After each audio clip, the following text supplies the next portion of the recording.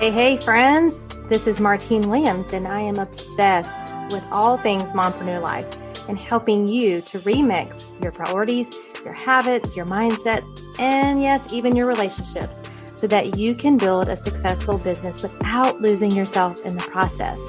I'm also obsessed with the color turquoise and lyrics of the 80s and 90s, but that's beside the point. Girlfriend, you don't have to hustle 24/7, 365 and continue to sacrifice your health, your relationships, and your sanity to be a successful mompreneur.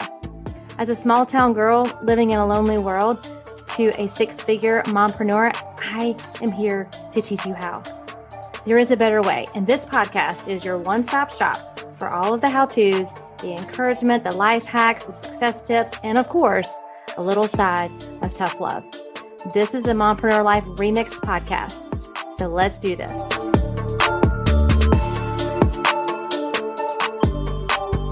Hey friends, you are in for a treat today with my Turquoise Talk guest. So excited for you to hear from Dr. Liz Jenkins.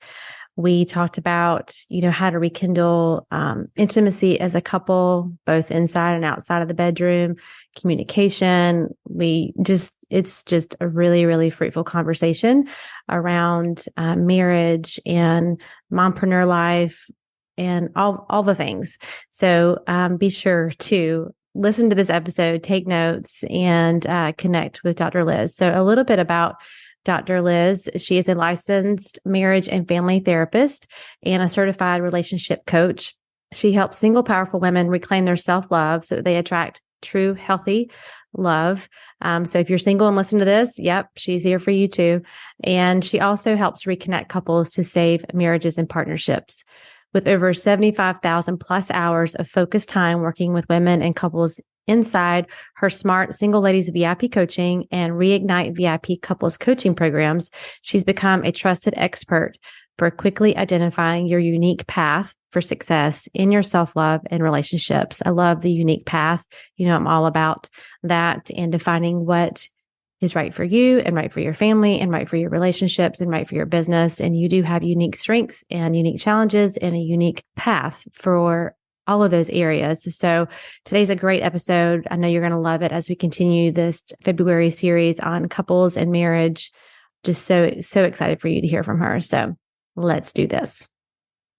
Well, hey friends, and welcome back to the Mompreneur Life Remixed podcast. I'm so excited to continue our conversation this month. I love to talk about, the month of February, bringing in experts on relationships and really just kind of talking about marriage. And I'm super excited about today's Turquoise Talk guest, Dr. Liz Jenkins. So thank you. Do you want me to call you Dr. Liz, Dr. Jenkins? What do you prefer? Oh, I go by hey you, Dr. Liz or Liz, just Okay. Fine. No problem. Okay. Well, awesome. Well, thank you so much for taking the time to come on the show and kind of share your wisdom with us. So can you just let everybody know a little bit about you, your family, and how you got started in this business? Sure. It's been a long time. I became licensed as a marriage family therapist back in 86. So I've been in the field. And then when I got my doctorate, and along the way, which was actually kind of in that same timing, dated and married my husband. So we recently celebrated our 35th wedding anniversary. Wow. Congrats. Yeah, thank you. It's been a while. It's been a fun while. And then you scatter in a couple daughters, and it's really starts to remind me about how flexible I needed to be on my family life and what opportunities would be best for them. I guess we've always, my husband and myself, sort of been the entrepreneur. So he's had his business, and I went from working in running hospitals, psychiatric hospitals and things, to my own private practice. And then as you had kids in, just continue to morph and shift and change. And so it's been a wonderful experience. I think also as being a woman, and my focus was originally with women and children, I started seeing the impact that choosing well and choosing wisely in the beginning of our world and of our dating and our marriages was so significant. And the decisions that parents made were really impacting the children, whether kids were in long commutes and in daycare for a long time, or had parents that were, or a single parent even, that were very stressed and stuff. So I started working with them, and then branched over into the certified coaching. And so I'm a relationship coach or a connection coach. And so my goal is to have women and men, they want from it, connect with themselves and really find themselves and find out what they're passionate about. How do you create balance when it's really, that's almost like an impossible word, right? To be running all these things. It's kind of like more, where did I tip my energies for the day, and knowing that I got to go back over here, not losing ourselves, but also for couples, so that they could have the right skills and the right strategies in place to evolve as they age and as their family grows and as the life demand goes. So that's been my passion, is really to work with couples to fill in the gaps of what you may not have or may not know. Right. Our strategies and tools for managing today's relationship. Do you find that you work with more like the younger couples and kind of helping them get that, like you said, kind of right start, or are you working with all ages and stages with couples? Thanks. That's a good question. Now what I'm really seeing is that we have some very, very astute younger couples, that they're realizing the value of getting in there and working with a coach on, and let's get it right before we go down that long road. Because the average statistically is that people spend about 7 years doing it themselves at home, or, now we have social media, or you read a few books, but we really don't have today's tools. We had things that maybe we learned growing up. We learned watching our parents, or we rely on friends and say, hey, what do you do? So we're kind of piecemealing it.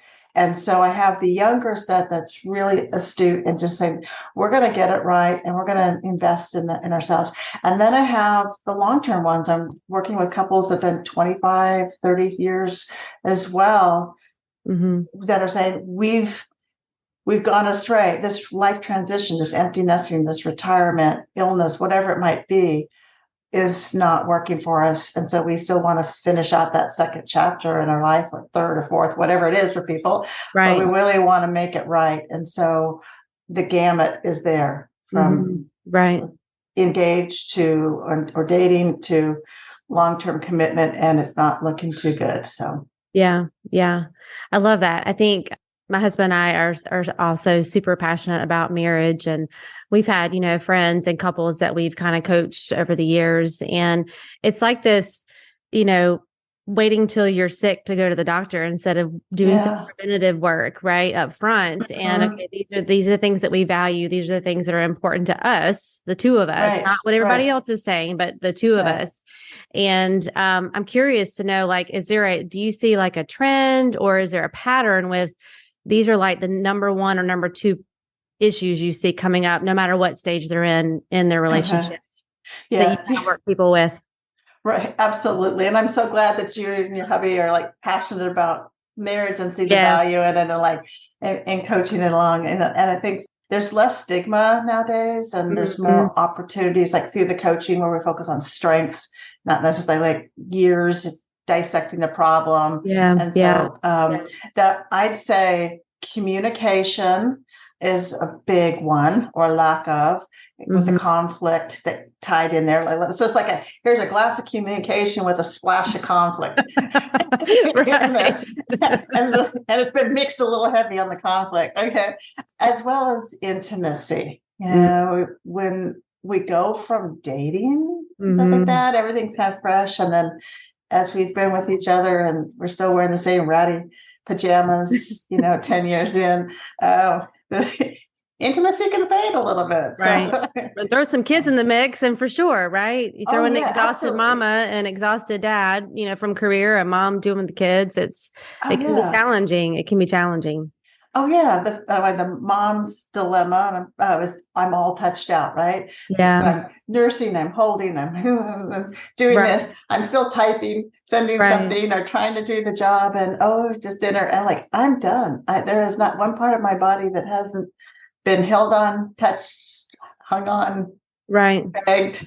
So Right. yeah, it's very real, and it's important for women to recognize that is a very real emotional and physical, mental drain on our souls. It's not us. We aren't doing something wrong. Yeah. It's just Yeah. And I will say I've experienced it and I've seen it firsthand when, really trying to rekindle, the intimacy. And it's almost like it's accepted that this is just the way it is right now. Like this is like you're normal. I had a doctor tell me like you're normal that you feel this Mhm. way, which I in my mind went to, okay, well, it's normal, but that doesn't make it right for me to Mhm. not be showing the intimacy and not be wanting to be involved and, all of those things. And I hear that in some of the conversations I've had with friends and with Mhm. people and clients that I've coached that, what is this is a season, right? And this is a phase and this is Mhm. where I'm at. But I think intimacy is super important, like you said, intimacy and communication. So like if when you're working with your clients, how do you help them rekindle that intimacy as a couple, like inside and outside of the bedroom? Because we know it starts before the bedroom. Oh If yes, you're not feeling connected before, you're not going to feel connected when you get there. So Mm-mm. what would you say to someone who that's how she feels right now? And maybe, her goal for 2023 is to create that intimacy again, that even though she feels like she's all touched out, she still needs that. She knows deep down Mhm. inside she still needs that. How do you help her rekindle that? Right. Well, all good points. And like I said, we really do need that. And maybe we need it where the touch is coming to us instead of Right.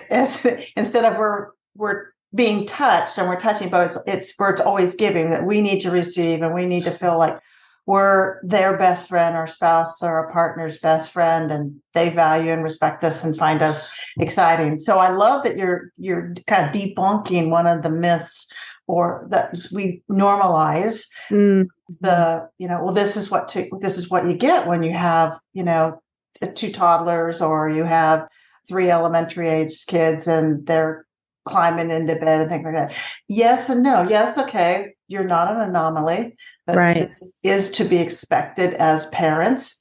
But does that child maybe need to continue to stay in your bed the whole aging in, or can you do things different? And can you say, okay, I can be a loving parent, but I can also say, I need something too. So we Mm-hmm. put up some boundaries and some different rules. I think the first thing for rekindling intimacy is realizing and recognizing the power of one. That means us, we can make significant changes, and it doesn't have to be work, and we don't have to be the one that is always doing things and always, fixing it. Mm-hmm. The humans are systems, and we're in packs. And so anytime you disrupt that system in this particular way, this relationship, this marriage, like doing something deliberate, one small thing deliberate, you can start to shift the attention, the energy, the focus of each other. So I always say start outside the bedroom. Mm-hmm. Really, really, really. And if you're in a place where there hasn't been any physical intimacy, or really, much coming and going, you might want to start way back on the finish line. So it may Right. be, catching them something good, giving them a compliment, smiling. Mm-hmm. When we get into long-term relationships, we tend to drop some of our manners. The Mm-hmm. please, the thank you, the, the getting out of the car, one's already heading towards Home Depot. Like wait. That's okay. Just shut the car and lock the door. Right. Right. I know. That kind of Right. thing. Hey, I'm back here. Thank you. Yeah. Yeah. So go back to this, and true, it may be their job to take out the trash, or it may be our job to feed the animals. I just fed the animals this morning, so I'm just going to Right. say that. Throw that. That's good.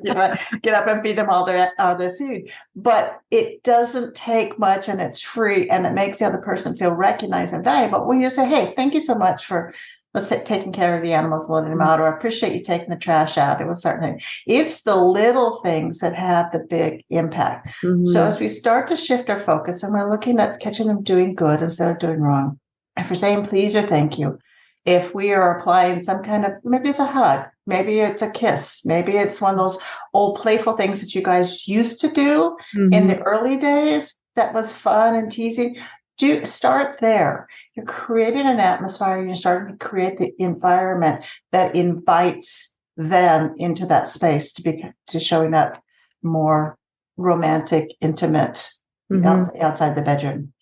And so I guess that's one of the tips too, is if you don't know where to start, ladies out there, if you don't know where to start, go back to the early days when you were dating, when you were fun, when you had the butterflies. What were you guys doing for fun? Yeah. Because that's going to be a place where you could start as well. You're doing these little daily habits, and it's all about habit stacking. And then start thinking about what was the fun stuff, because that's going to kick in the little memory banks of your relationship, and you guys are going to bond and start playing again. Yeah. Life's got a lot of work, so the couples need to play some too. Yeah. Yeah. I would agree with that. Just having some fun. And, one of the things that I had to do, and it really wasn't, I mean, we do this, we schedule in our date nights, and now it's just become habit, right? But if you haven't been scheduling in time, it seems, for me, it was like, well, that's not spontaneous. That's not sexy. That's not, why do I how horrible of a wife am I that I have to actually like schedule it in? But if it is new, would you not agree? Like, even though it's not sexy and it's not, mysterious, it's going to get done if it gets scheduled in. And if you're going from nothing and you're trying to do these little consistent things, you may have to put them on your calendar at first, and don't feel bad about that or feel shamed about that. Just do it. Absolutely. Absolutely. That's what I have a freebie that I offer people and give out, but it's my couples connection checklist. Oh, and I love it is that. just that. So there's 3 daily things. I've already mapped it out for people, and then they can modify it. There's 3 daily things, 3 weekly things, and then 3 monthly things, so that you stay connected. Because, like you said, scheduling the date night, scheduling intimacy is huge. If it isn't on the calendar, other things get filtered in there, and other non-urgent things, get shifted over there, or like, oh, well, we were going to go to the movies, but now we have X, Y, or Z happening, so we can't do that. And so I really love that you're putting it on there. That's actually being really sexy. I'm being very deliberate. I am wanting to spend time with you, and you're wanting to spend time with me. So, kudos to that. And another thing I guess that I see is that being deliberate about when we do talk, we do communicate. Oftentimes I see couples where it's like the ship's passing. Right. And as we're passing in the hallway, and one's got kids, or one's on their way to a Zoom meeting, type of thing. Right. We're hollering out things, or we're commenting. And so there's no eye contact. We haven't stopped. We haven't paused. We're just 2 busy commuters in the hallways of our home. So then when something big comes up, bad or good or concerning, we don't have a forum or a process to talk about it. And so that's where the conflicts come up too, is that we haven't spent time just touching base with each other, bringing each other up on speed, and be able to sit back comfortably with one another and talk about good things as well as bad things. When we sit down and talk, we're already anticipating, what I do wrong today? It's got to be something, type of thing. So those monthly touch bases can be fun. Just like a little State of the Union. Where are we? How are we doing? And not sweeping things under the rug. Yeah. Or saving them for date night, because who wants to go on a date night and talk about all your problems? I mean, I know you may be thinking, well, I've got his undivided attention for 2 hours, but I guarantee you, if that's what the 2 hours entails, he's not going to want to go on another date with you. You didn't do that when you were dating before you got married. You didn't talk about all your problems. No.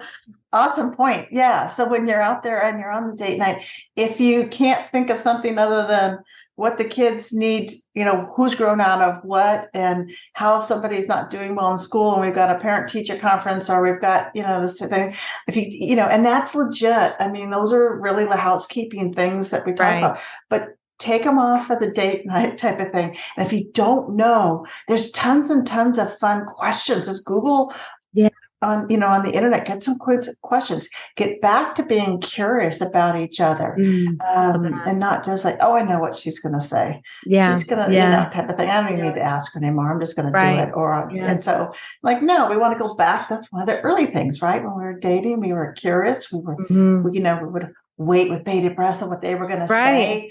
Right. And you were dreaming together, you were dreaming about things you wanted to do and accomplish and places you wanted to go. And you, like you said, there are so many free resources, or even not. I mean, a little investment in getting a little card set with questions for date night. I mean, what's the value of your marriage? I mean, let's invest a little. Let's be real. Right? Let's be real. I mean, we invest in getting our hair done, which probably costs way more than that little card set you're going to get to, invest in your marriage. But absolutely, the thing I love about the scheduling piece for me is, and I know the listeners can probably relate to this, is as a mompreneur, you do have the mom hat, and you have the business hat, and you have the friend hat, and we have all of these roles, right? And these identities.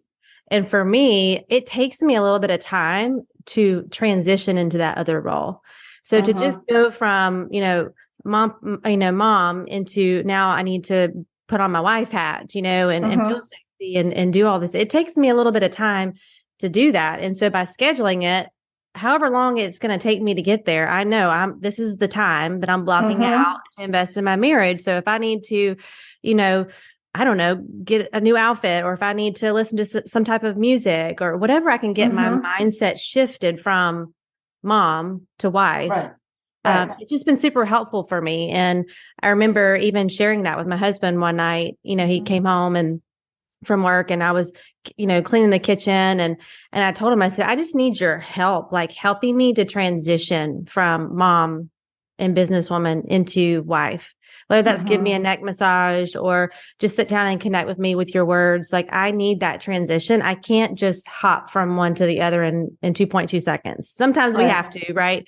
But for that intentional time for our date night, it's important for me to do what I need to do to get prepared for that. So I can show up the best that I can, right? As a wife. So it's kind of like preparing for the game. You have to put your reps in and put your practice in and get your mindset right, and deal with whatever maybe concerns that you have. Like, just like you said, be willing to put those aside for that night.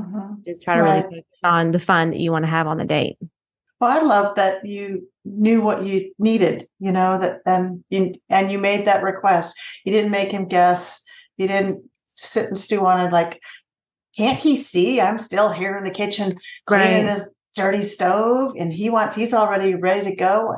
That's, so you asked, and he said, sure. And that in itself becomes intimate. When you're and your spouse, you hear it, you share a concern, they're up for the game kind of thing, and they respond, and they help with that transition. And it also just helps them also recognize that we don't flip on and off like a switch at many times. You also brought up a point that I see, like, being with, as entrepreneurs, our business is oftentimes always in our head, right? And so it's, as much as it's hard to step away from the kids, stepping away from our business and our cell phones and our inventory of what we've got to do is really key. And so when you're on the date nights, turning the phone over or putting it on silent, depending on the age of your kids and the level of accessibility they need to. But it's a real shame when I go and I see couples, both heads are down in, and it's a nice place, and it looks like they look like they're just the two of them, or even a whole family. I've seen a whole family with heads down in cell phones and not chatting with each other. Like, wow, times have changed. But maybe some of your listeners are also have spouses or partners that are also entrepreneurs or own their own businesses. And I think it's just an important, like, pin drop for couples that do work together on the same job or the same business to also put that off the agenda for the date night. This is not time to be talking about which subcontractors we're bringing in and what tile samples we chose that day for the, say for a home builder or something like that. Right. Those are the time to put it aside. And if that needs to be addressed, then you set up meetings around that. But it's not in the date night meeting agenda. Yeah. Yeah. So a lot of what we've been talking about is, all communication. And you said that was another kind of big, one of the bigger issues, among couples. And so if communication has just been really shut down or one or both are just feeling that disconnection and not really knowing how to start that communication process again, how to get past the surface level stuff and really connect, what would you say, or how could you, what would you say to someone who's listening who's like, I know we need to communicate more. I just don't know where to start in doing that. Needing to communicate more, but needing to communicate well, I think is going to be key. Because if we're communicating well, like you were able to with your husband, and you said, I need some help here. I want to make this transition. I want to enjoy date night. I need some skin in the game here. I need help. You communicated well. He heard you and he responded. I think that for many of the couples, they've communicated, but they didn't have the strategies or the skills, or their partner didn't catch on and didn't rise up to it. So that's part of what has us shutting down. It's like, I've tried talking to them. Yeah. Like talking to a wall. Yeah. They don't X, Y, or Z. So we want to just kind of go back to the basics is really where I like to start with couples. I want to have them, I want to build a sense of success in them. I speak, I express feelings, I get vulnerable, it's safe, they hear me, that type of, instead of the failure one. And so let's go back and we review conflict styles, and we'll look at if criticism or judgment shows up in their marriage, and how, if the defensiveness or explaining everything shows up. And that's a big one for a lot of us. Me, I'm always like over explaining, and it came from, I thought, like, certainly if I explained myself, they would know my position and all the bad stuff would go away. But what I didn't know back then, because I didn't have the strategies or tools, is that before I tell them the details, I first needed to acknowledge their feelings. Yeah. And that's going to be one of my key things with people. Before you go off on all these tangents, first look at your partner and see how they're feeling, and acknowledge that they must be frustrated, or discouraged, or a little, or upset or sad, or whatever it might be. When you touch on someone's emotion, that is huge. They feel understood, and they're more open and appreciated. And then the conversations can go. And there's also things like contempt. This is like verbal, nonverbal stuff that we don't even realize. We eye roll, we huff, we cross our arms, we do other things. And so helping folks understand what kind of conflict styles show up. And then just the basic physiology of when we get flooded, when we go from calm and zen to feeling like we're under attack, we go to that fight, flight, or freeze. And that even though we're standing there and we're physically there, mentally we're not able to have a legitimate, valid conversation. We've gone back to the reaction part of our brain. And so the value of taking breaks and taking time out. So we do a lot of skill building at first, and just going back to the basics. Not all couples need all those, but sometimes it's just one area. And if they identify it, they can quickly fix it. The other part is, if you haven't been very connected and you're trying to start this back up again, say start small and start with how you're feeling, not the list of all the things that they've done wrong. When you're like, when you turn into a concern. If I'm telling my husband, you never take out the trash, those are words that start, why don't you remember more often? Why do I have to tell you? Why puts the other person on it? If I go back to, for me, it's like, maybe it's just me, but I feel like the trash has been sitting there. We got to be smelling it. Or, if we start with how that impacts us, our partners and our spouses are more likely to give or do something for us because they're not under attack, and it gives them a chance to have a quick win, right? Mhm. All I got to do to make Liz happy is take this trash out right now. Cool. You got it. I'm Right. good. Yeah. Yeah. I love that, addressing the feelings, because then you feel seen, you feel Mm-hmm. heard, and Mm-hmm. it's a humbling, it's coming to the relationship with a humble attitude of, I always tell my kids and, my husband and I are real big on we're a team, and we work together as a team. We make decisions together as a team, and, we want to build each other up and be honest with each other as well. But Right. remaining humble, knowing that, what, I'm not perfect either. I don't have it all together. I know there's things that I'm doing probably that, are letting you down. But I love that you said that to start with, how you're feeling, and not the whole, well, you did this and you didn't do that. And because it immediately puts a wall up.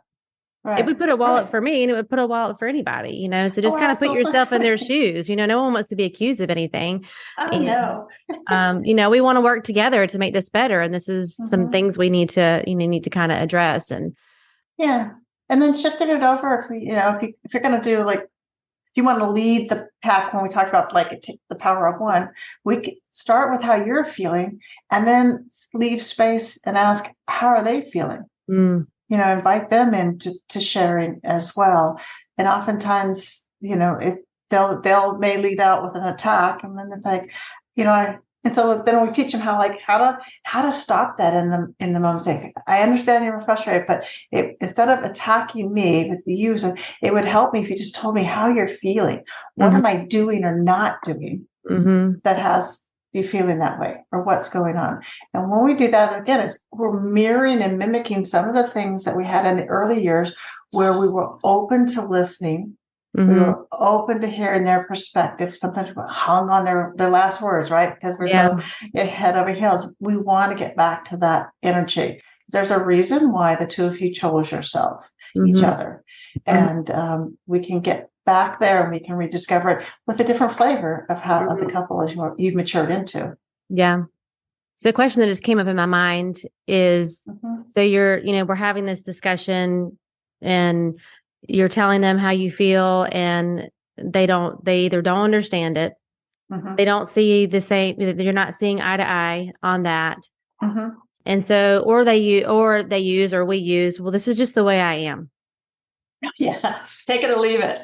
Right. This is just the way I am. You married this, right? This is just how I am. Like, what is someone supposed to do with that kind of reaction? Like, how do you handle that? Because that just feels like, well, they're thinking the way they're thinking, and they're not going to even come to the middle to meet me in the middle here. So what do you do at that point? I know someone's listening and they're like, this all sounds great, but I've had this conversation, and my spouse just either is acting like he doesn't care, he doesn't get it, and he's just continuing on doing the things that I've already addressed with him. So, and he's just saying it may be she might be saying, this is the way I am. It works both ways. I'm not just saying it's all the man's fault. No, it doesn't, Martine. No, it doesn't. Don't let them know that. Yes. And that's good, because the first instinct or reaction most of us would probably have is like, well, this is not good, right? And a few other curse words in our heads, kind of thing, like, this is bullshit. I ain't gonna do this. We always get to like type of thing. I think that the first thing is not to go forward at that. If they say, well, this is it, this is, you married me, tough, tough luck, you fell in love with me, this is what you got. You knew I liked football and a season, or you knew I was a gamer, and I whatever it might be. I also like with the holidays coming, it's like, I always travel to my family and for holidays. And so, oh gosh, yes, but a 5-hour drive was great before we had kids, dogs, cats, and things like that. So before you go full on attack, maybe it's times like just to step back a second. Let's just take a break a second. Let's just slow, calm down. Give me some time to think about it, because in that moment, people are getting elevated, and we're starting to get back into our corners for the fighting time. Yeah.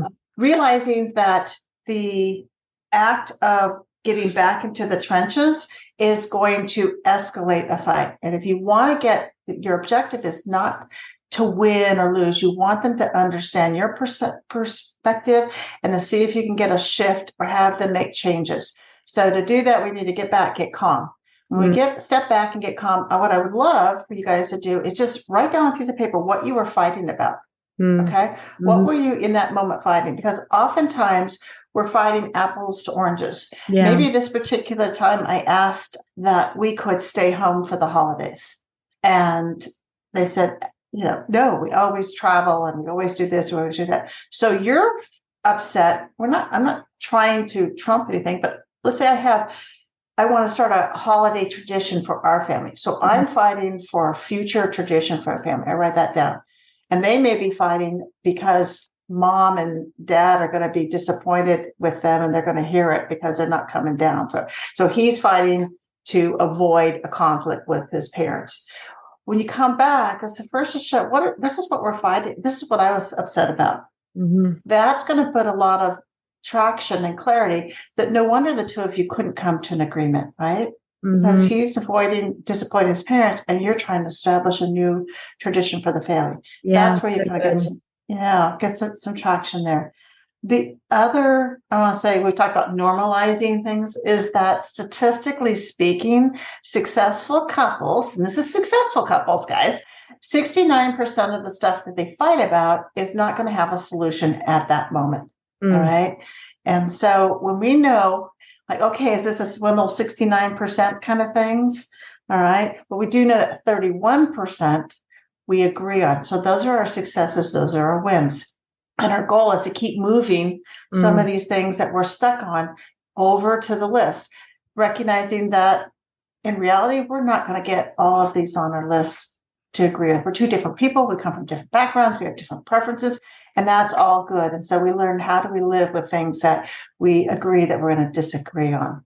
Yeah. Yeah. That's so good. I love what you just said about also, and I kind of took it like, you're not going to get it. It's not going to be resolved like right there in the heat of that moment.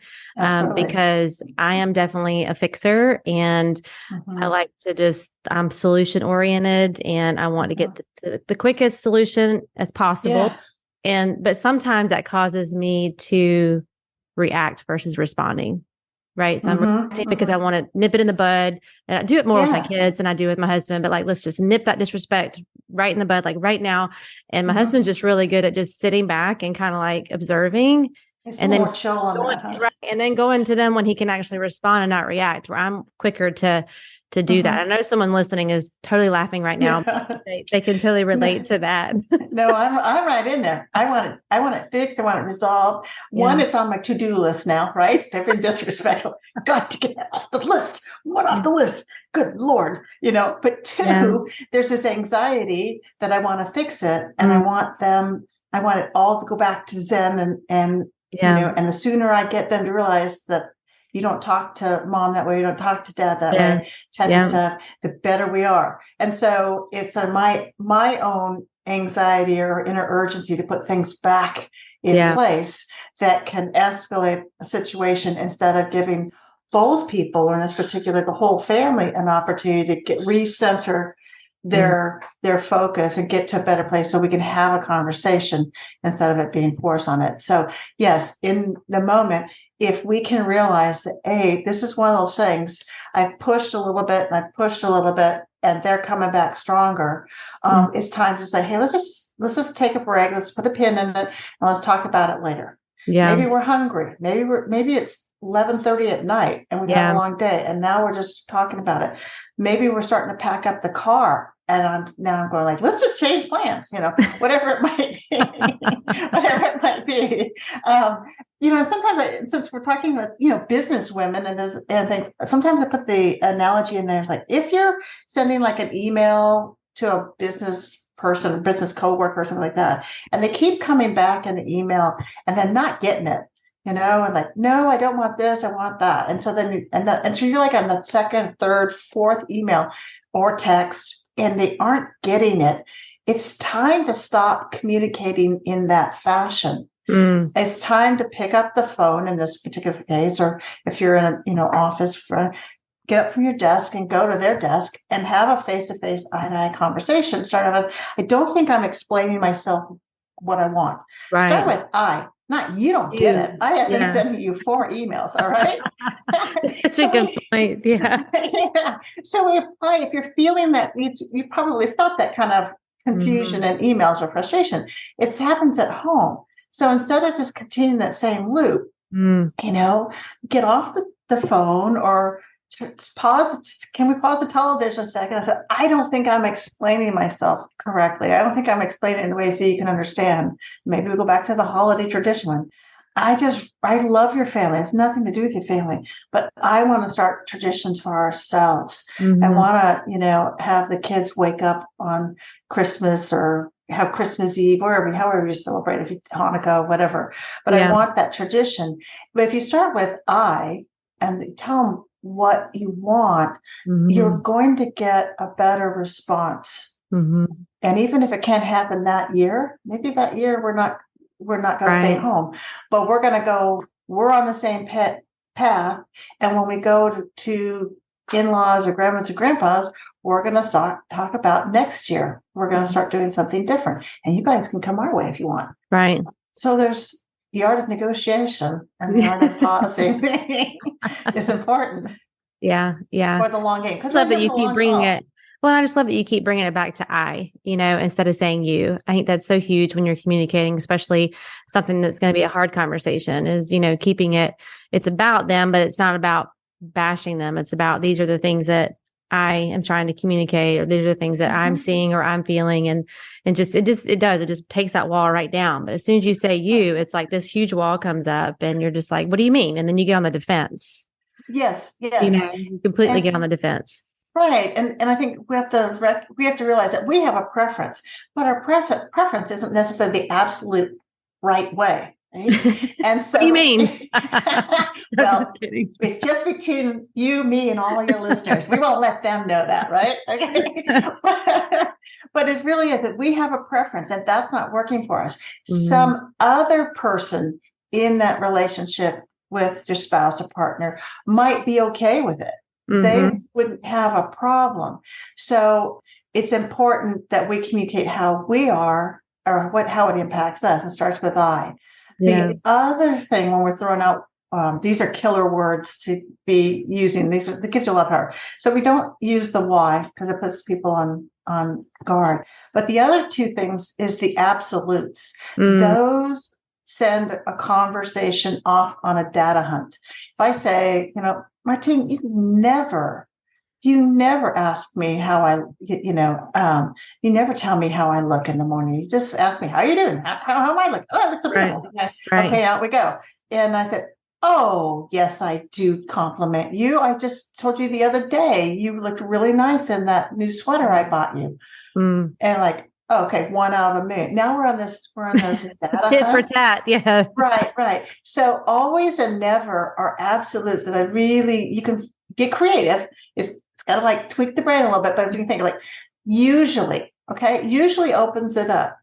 You usually, skip compliment me, or I rarely get a compliment on how I look. Those are more realistic words. Yeah. And so sometimes we have to dig a little deeper to find a better word, but I can guarantee you that the always and the nevers start the biggest data hunt, and people they'll drop mentally out of the conversation, and they'll go retrieve in their brain situations, very specific situations that they did what you said they don't do.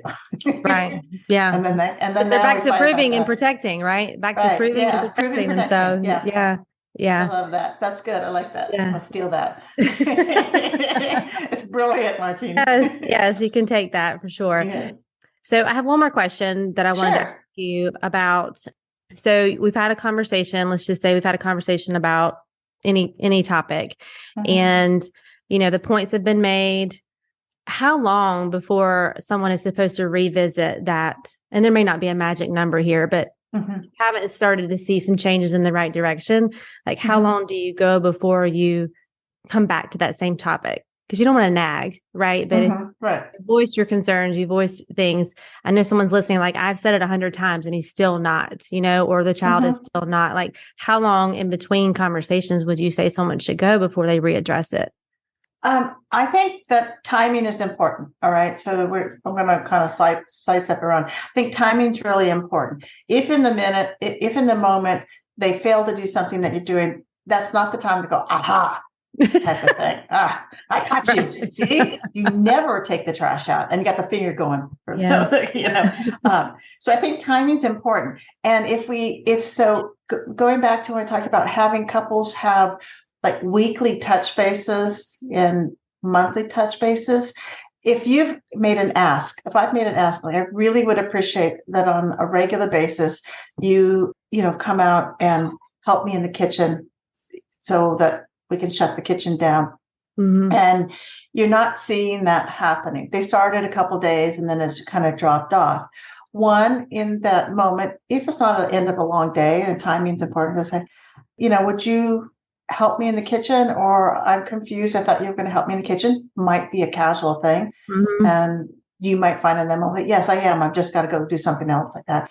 But definitely at the end of the week, say, let's talk about how this went this past week. I had asked for some extra help in the kitchen and it's feeling like it started off good. See, it's feeling, it's feeling, it's not fact. Okay. Because facts will get the funding. I'm feeling like it started off good, but it seems like it's slowing down. What are your thoughts? And they may have changed their mind. They may have dropped off. They may have a different definition of what helping you in the kitchen looked like. And they thought they had helped. So the quicker you can do a recovery, the sooner you can get back on track and the better people feel about it. If we wait a whole 30 days type of situation or 60 days and we've done data tracking on our own, then we feel more like it's been a test instead of a request. That's good. Yeah, that's really good. I love that. Okay. All right. So I just kind of trust your gut. And if you've made a request and you're needing the extra help, it doesn't hurt to make the request again. It might be, the other day when I asked for more help and stuff like that, because I get tired at the end of the day and I want to sit down with you too. This is kind of one of those moments. Would you be able to be helping me in the kitchen? Yeah. So that may have to cue them up. And I know I hear people like, I'm not their mother. They should know better. Right. When I ask them to pick things up, I don't have to I need those coffee cups, I need this, and you busted plates, but you didn't get the salt and pepper, and you didn't get the napkins, and you didn't wipe it down. Okay, I get that.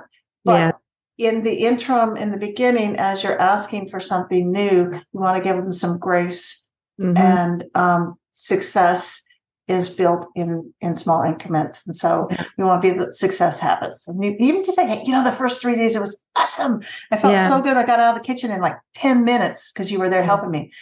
And now it's kind of dragging on and I missed that. Could you help me? Yeah. Yeah. Totally received completely different when you say it that way, and it's, celebrating what has been done and then just sharing just a little bit that extra that needs, the extra help that's needed. So I love that. Well, we could talk for probably 2 hours about this topic and about other topics as well. I'd love to have you back on the show, maybe to talk about parenting. But if you had an opportunity to, talk to all the mompreneurs of the world for just a few minutes, like what's one thing you would want to make sure they understood about mompreneur, being a mompreneur? Being a mompreneur is awesome.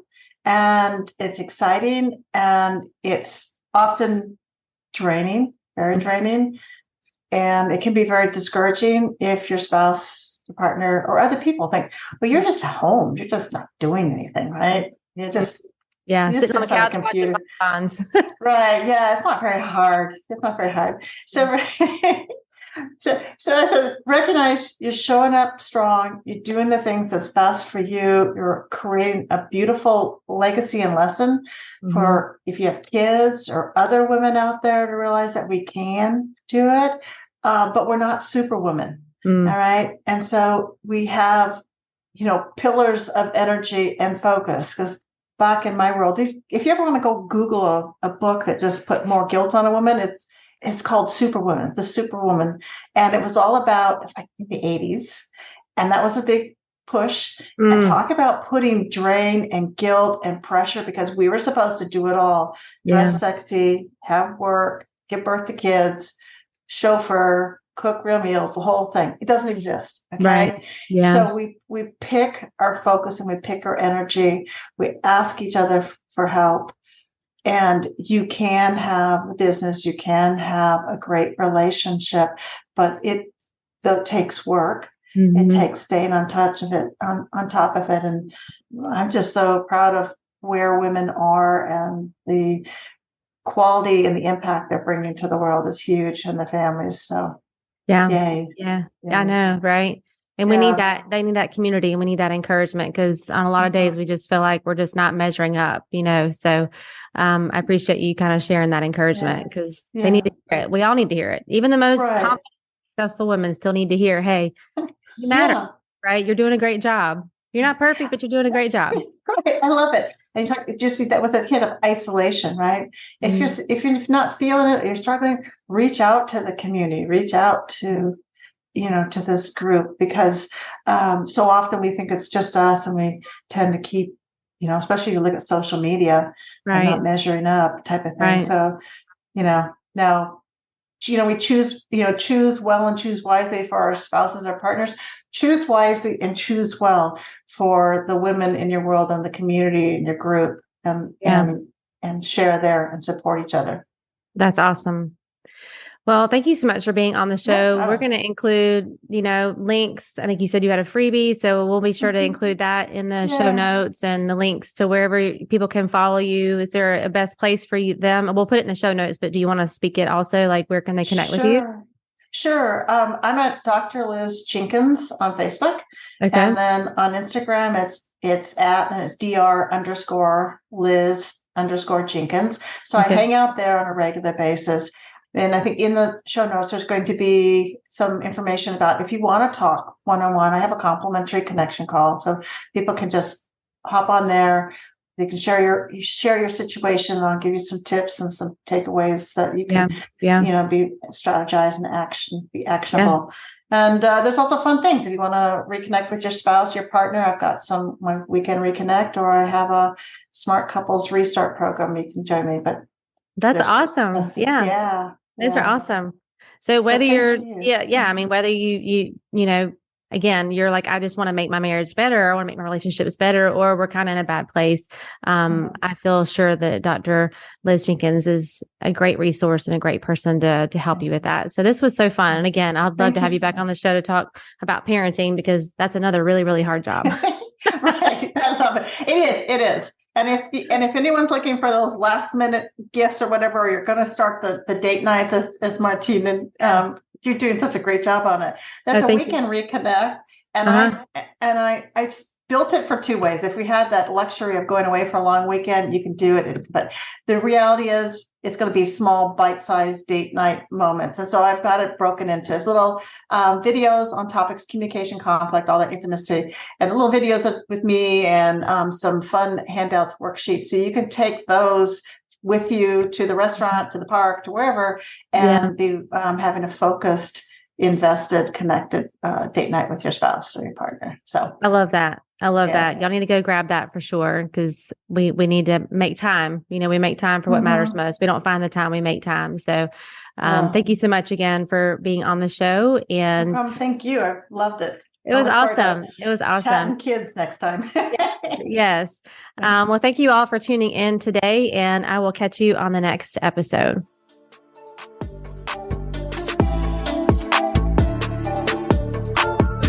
Well, that's a wrap, friends, for this week's episode of the Mompreneur Life Remixed podcast. Thank you so much for listening and for following the show. It means so much to me. And listen, friend, sharing is caring. So if you loved this episode and thought of some fellow mompreneurs who could benefit, send them the link. Share this episode, or take a screenshot and head on over to Instagram and share and tag me at Martine Williams. We are connected on Instagram, right? It's where you will get all the fun behind the scenes of my life and business as a mompreneur. Until next time, know that I am believing in you always.